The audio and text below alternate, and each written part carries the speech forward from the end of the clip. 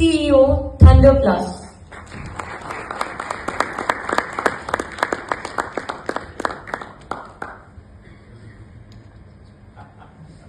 Mr. Very place of Hyderabad. I'm sure you're all aware of IKEA, right? IKEA, when it started in 2017-18, Gati was the last mile delivery partner, and we set up the EV operations there. So now, when we set up the EV operations then, while we had only 3-wheelers, we did not have any 4-wheeler cargos. We always used to have standby EV and non-EV vehicles, so that if at all there is any breakdown, right, on the way, the customer doesn't suffer, because we are serving a multinational MNC, so that there is a backup vehicle which goes and then runs. That was in 2017-18, to probably more than 1 million parcels being delivered, right, per annum, and adding up to few acres of.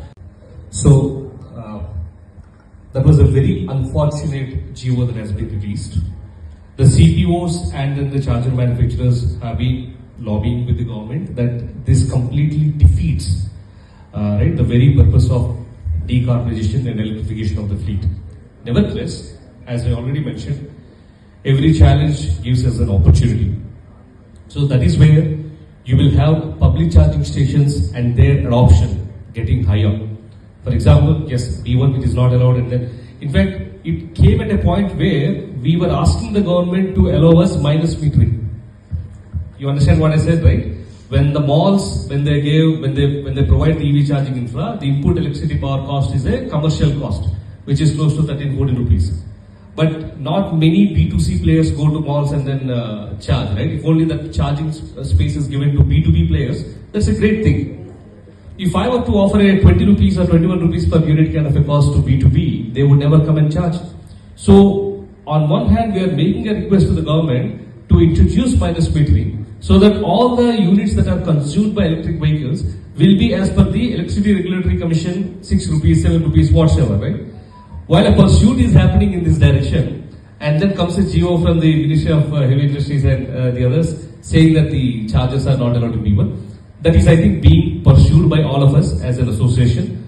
And again, while that is there, the opportunities, that is the plinth and the above, the podium and the above, and then the nearest places. For example, like the way, right now we have gated communities that have netted, I would say, badminton courts, netted cricket courts. But there are individual buildings who do not have such kind of facility. How are they handling it? So players have come separated play zones now, right? You can always go rent those play zones and then play. You still have the feel of living in a gated community, because those are again neatly provided with floodlights and all that. Very similarly, right, the EV charging infra is going to evolve like that, where probably communities or gated communities of 2,000, 3,000 flats together will have charging infra capacity of, say, for example, 100 cars that can be charged simultaneously. One such facility is already available near Shamshabad, and we have opened up one facility near Secunderabad where 30 cars can be charged and parked simultaneously. Now we are working in high-tech city where another 30 to 50 cars can be parked simultaneously and charged, right? So these new opportunities to come. But yes, that is definitely a very strong, I would say, face-off to all the CPOs, because the answer given was also safety, etc., which I think an EV industry as such has already evolved. All our vehicles, all our chargers are IP67 protected, they are ARAI certified, they have 6 layers of safety protocols built in, I would say over voltage, and then the short circuits, everything with emergency buttons, right? So those are the least things to be worried about, but that's what happens, right? When the industry doesn't educate the government rightly, these kind of things will happen. But again, no offense anywhere. We are continuing to lobby with the government and educate them that this may not be the right thing at this point of time, while working on the alternate opportunities and business models. Thank you so much. I hope I answered the question. Yeah, thank you. Any other questions? Because we have working solutions, or we tried some of the pilots for all those 3. Okay. And that will definitely benefit the audience, because the questions are very valid. So the first question is, how is real estate responding to the EV revolution? Are they really gearing up? So there are 3, I would say, opportunities of collaboration with real estates, which we have already done with groups such as My Home Mangala or Niharika or Alekia Homes, Prestige that you are aware. So, and also Vasavi Group. So what we have done is we have developed universal chargers, which are generally a 3.3 kilowatt. This is basically for two-wheelers, and of course a 7.7 kilowatt AC chargers. So now what's happening is, right at the inception and in the design of the electrical wiring, etc., all the needed outputs are given to the parking lots, and every parking lot, whether the buyer needs it or not, comes with a default charger. These are individual chargers. Again, they have individual meters, etc. So that way, the occupants need not worry about a 10 meter, 20 meter, 100 meter kind of a wiring to when they buy a vehicle. So that way, we are solving problem number one. The problem number two is, in those societies which are already mature now, people have been living and they cannot really draw down the wire for all 1,000 flats. What we are doing is, we are developing common parking infrastructure of 30 kilowatt DCs, few numbers, and 7.4s, few numbers, where the residents of the society, instead of necessarily using their individual charging thing, can always come, like the way they use clubhouse and swimming pool and gym, they can always use this public charging station. This is solution number two. The third one that we have developed very recently, because we believe unless we democratize the technology, that would never be successful. And this is especially from our experience of fleet operations, right? Where if I have got to drive beyond certain range, I'm anxious because I'm not sure whether there is a charger available. Right. So that's where we have developed something called Har Ghar Thunder, and also called Charger Lagao Paisa Kamao. Now what does it mean? You have many, I would say, STD booth kind of setups, or you have many, I would say, hotels, medical shops, etc. So talking to all of them, 3.3 kilowatt is a load which is generally available other than the sanction and the contract and the demand load. I mean, you don't need again special permissions from the SPDCS and then the Redcos and the Netcaps, etc. So what we do is more like a pole mounted telephone, right? The coin box. I'm sure you're all aware. So what we do is, we go to each of these locations, and then we set up these 3.3 kilowatt pole mounted charging stations, and we populate these in the Google, in the, I would say, apps of the last mile deliveries, in the apps of Amazon, Speakbasket, Flipkart, so that they gain confidence that wherever they go, they see a charger working condition rightly available. Right? That's how we are removing the anxiety. Second thing, what happens is, now these chargers cost less than $100. So for a small time business, right, a passive income generation of 7 to 8,000 rupees, 10,000 rupees per month, without necessarily monitoring that, having a manpower there, but just allow that particular charger to work by itself and generate revenue, is again an additional revenue opportunity. Now, when this was discussed and suggested to Infosys Foundation, when it was given to L&T, when it was given to SERP, Society for Elimination of Rural Poverty, they all came forward to sponsor these particular things and then now create these kind of applicable charges, right? So this is more from the perspective of real estate and charging companies trying to solve the problem together. Now, answering the, also I'll take this opportunity to bring this point. Maybe, I'm sure answers may not be available, but probably it's a good food for thought for all of us. See, for any CPU operator, either like Thunderplus or JBM EcoFuel, right? In fact, JBM EcoFuel is in a way lucky because right now you have a captive charging. You have RTC bus stands, they have given you the space, they have given you the power, etc. But when I was developing public charging stations, for example, he was talking about a 3.2 megawatt, 5.5 megawatt, and we have started with 1 megawatt. We still need confidence to go there. But when I am setting up 1 megawatt charging station, say in Suryapet or in Vijayawada or Yeluru or Rajahmundry, the upstream power infrastructure cost is almost 35 to 40% of my entire charging infra. Right? I need to pay for the permissions, I need to pay for the challans, I need to pay for the transformers, I need to pay for the, if for some reason that particular space doesn't have a nearby pole, then I also probably need to pay for the 30 kVA, right?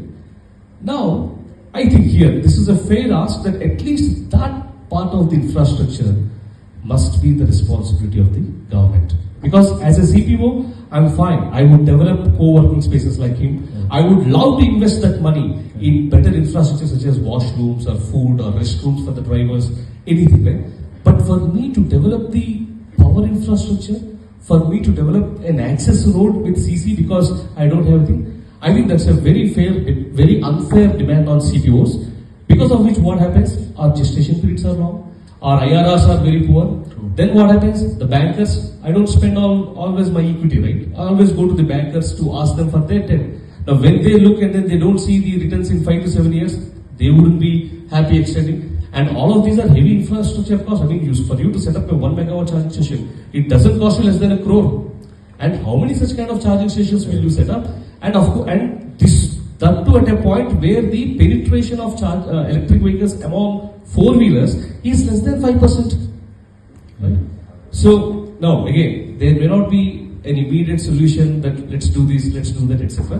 But these are pain points that certain role, I mean, needs to be played by relevant players, are to be played. CPOs here, we are here for a long-term game, but with a meaningful spend. So that, and of course, sir, very happy to inform you that in Suryapet, when we were about to develop a charging station, we looked at multiple hotels and we wanted to develop everything from scratch. Then there was a competition or a collaborator of mine called Oltron. They already run charging infrastructure, but with a 60 kilowatt charger, which doesn't fit for the buses.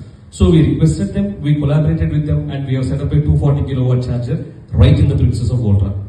So the entire infrastructure is already set up by them. All I need to do is just build the plinth and change the transformer from a 250 kVA to 500 kVA capacity and develop a canopy, and boom, it's there. And now multiple hotels, right? Initially hotels were very cautious whether can they give this because a lot of fire accidents, etc. Right. But when hotels started seeing an increase of 70% of their top line because of buses, right? When a bus stops, there are 50 captive passengers. And even if an average order value of 150, 200 rupees, for every bus you start, you make 10,000 rupees. And there are 10 such buses, you make 1 lakh rupees in a day. So now the hotels are also coming forward. They don't see buses as as a burden. They see that as a business opportunity. I think things are evolving, things are changing, and we need participation of every stakeholder like the fleet, CPOs, the DISCOMs, and of course the municipalities, and of course and the OEMs, everybody to come together so that this becomes a shared collective approach by all of us. When we share the resources, the intent that he was mentioning about co-working spaces is the infrastructure needs to be shared, right? One need not spend always to develop a charging infra. I think that is where India is also inching towards. And for example, in Secunderabad, we have set up a 0.5 megawatt charging station. Now, when Aether reached out to us asking, can we set up a two-wheeler charging station? We said, yes, I have already developed the infrastructure. I already have sanctioned load available. Please go ahead. Then Yulu Bikes from Bangalore, they came to us and said, can we set up a battery swapping point? I said, yes, please go ahead. Then Tata Motors came and said, our Express T's and Tata A's are GBT. There are not many GBTs available in the market. Most of them are CCS2. Can we set up a GBT? We said, yes. So we started to lead the way, and we expect other stakeholders also to probably contribute. That way, when together we solve a problem, I'm sure we all have opportunities. Sorry, I'm taking a little longer, but I thought these are important points for all of us to think, emulate, and there are since many at the CXO level, we can probably act upon them and take things forward. Thank you. That's a very smart way of shared charging in, not even infra, what do you call it? Capacity, correct. And an interesting point that you mentioned, the 35 to 40% additional cost that you have to pay.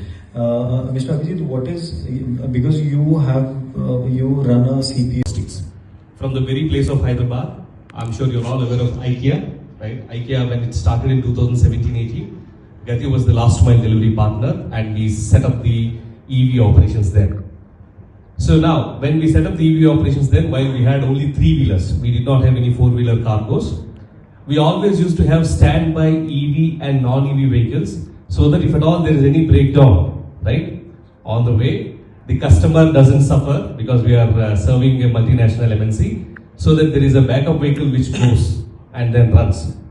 That was in 2017-18, to probably more than 1 million parcels being delivered, right, per annum, and adding up to few acres of, I'm talking only in terms of Hyderabad, right, adding up to few acres of forest without necessarily planting a tree, to now customers feeling pride. I mean, they are carrying a pride that, hey, you know what, my orders were delivered through a non-polluting electric vehicles, to building e-highways. Again, great efforts right from 2019 to what it is right now. Definitely the transformation wouldn't be possible without the leaders like this. So now people have a choice to book between an EV and a non-EV and take pride that, hey, while I move from Hyderabad to Vijayawada, my carbon footprint is zero, right? I think that has been an amazing transformation for me as a fleet operator and now at the same time also as a charging guy. And it gives me or it leaves me no scope for any doubt that very soon we would surpass the so-called developed nations and their infrastructure, because I think our timing was right. Our adoption, if at all, if India starts adopting, we know we are the largest consumers of mobile phones in the world. We are the largest consumers of internet in the world. We are the largest consumers of solar energy in the world, right? So that's our strength. The population and the mass is our strength. And very soon we would also be the largest consumers of electricity and also the largest producers of electric vehicles and largest producers of electric vehicles to the rest of the world. So I think the transformation has been phenomenal and looking forward for quite exciting days going forward. Thank you. Thank you.